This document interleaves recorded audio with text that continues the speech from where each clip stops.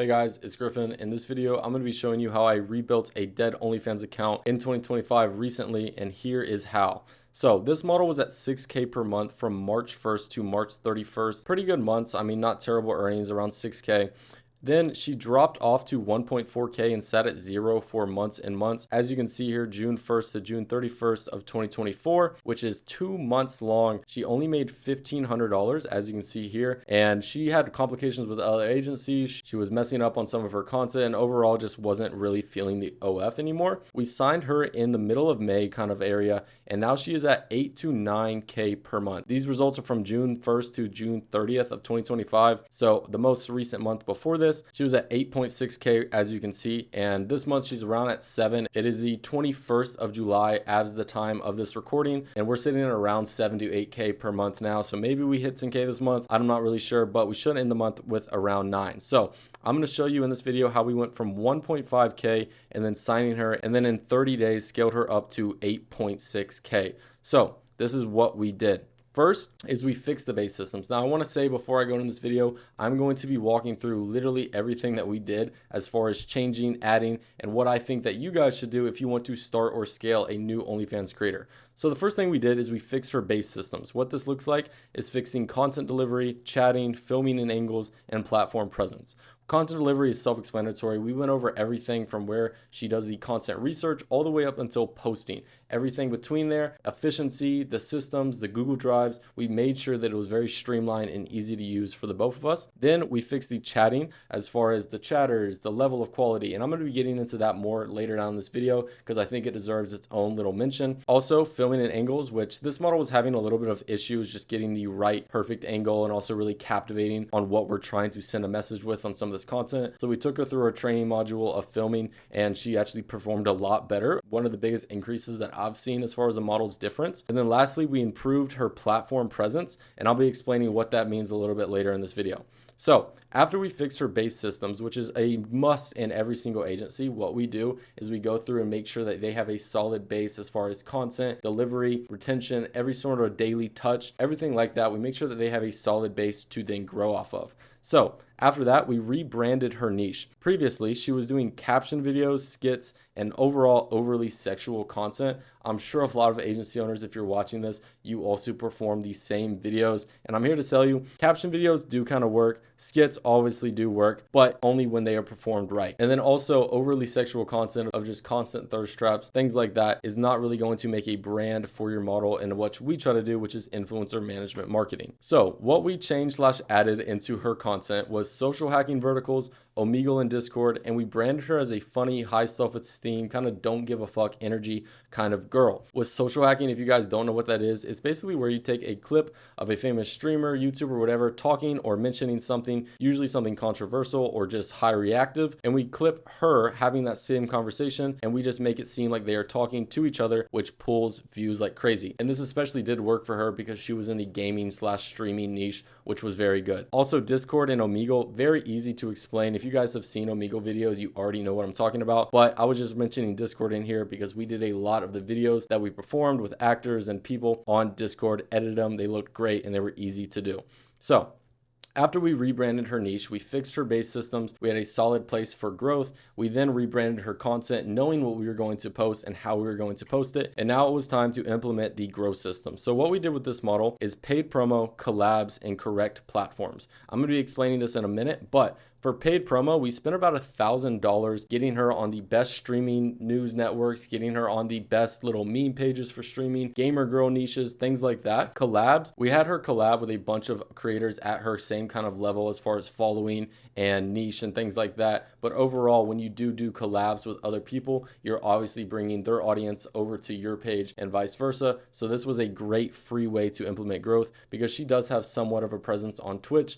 Definitely not something that's going to boost any Instagram account or TikTok account, but doing collabs is very, very beneficial, especially in this girl's case. Now, with the correct platforms, what I mean by that is basically just marketing her with the correct style. So not every girl is going to be an Instagram Reels girl. Not every girl is going to be good on X. Not every girl is going to be good on Reddit. So what we did with this model is we figured that she would not perform on Reddit and she would perform mediocre on X. So we put 90% of our time on TikTok, IG, and Threads. This was the best move that we could have made because it did pay off greatly, and even X did pay off eventually, and I'll get into that in a little bit later. So after we implemented the growth systems, we tracked these for 2 weeks. We wanted to make sure that we had a good base. We then added the marketing and made sure what kind of content we were going to be posting would perform, and lastly added attention by implementing the growth systems that we did in her pages. From there, we just tracked for 2 weeks. We're tracking reel views, we're tracking average sub count, and we're tracking the conversion rate from the reels to the OF page. Simple conversions to track, but honestly one of the most important things that people really do miss out on. When you see numbers laid out on a dashboard and you can really make and call adjustments from there, you're going to see a lot better results and quicker if you do this. So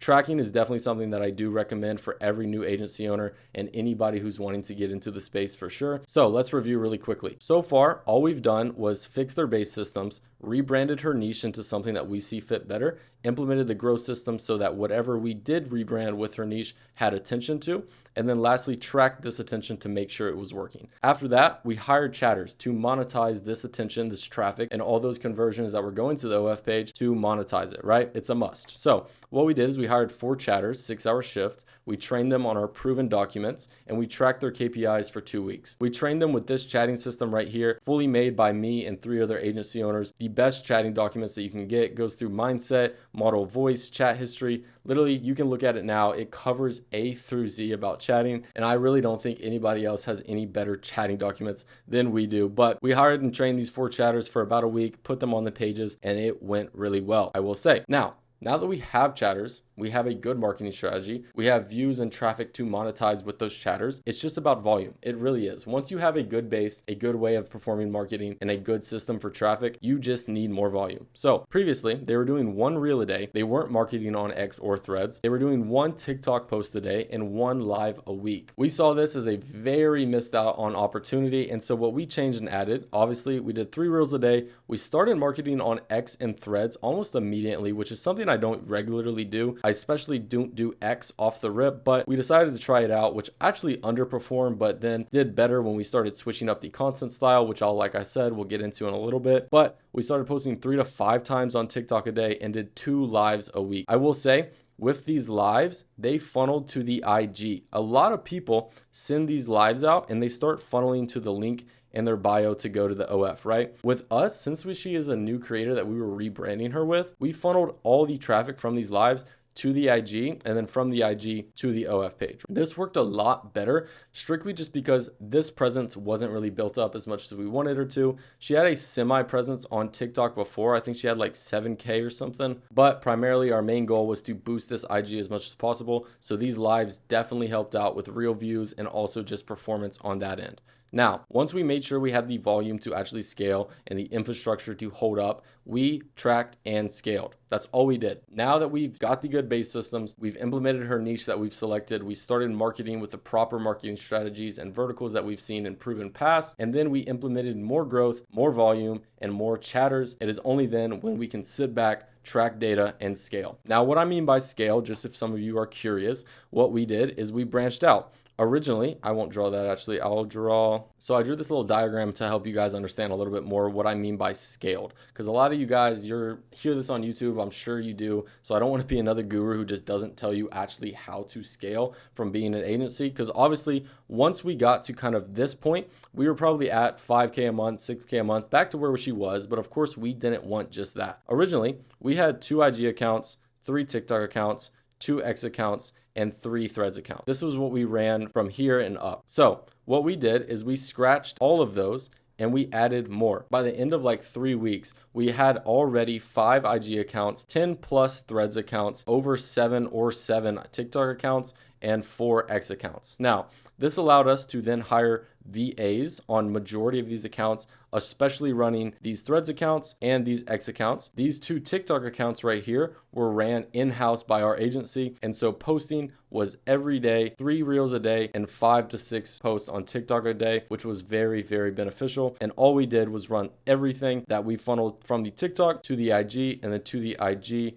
to the OF. So very easy to do, very easy to scale. This is what we did for this model. She is now sitting at 8K a month. Like I said, her inflow page is around that 7K a month right now. Essentially, if you are wanting to scale a model from nothing, this is the systematic way that I would go about it to ensure growth and to make sure that you're not slipping up or biting yourself in the ass 3 months down the line when you've ran methods and now you're unsure on what really worked and what didn't. So that is how I would scale a dead OnlyFans account. That is exactly how we did it. We've seen insane growth, as you can see. So I hope you enjoyed this video.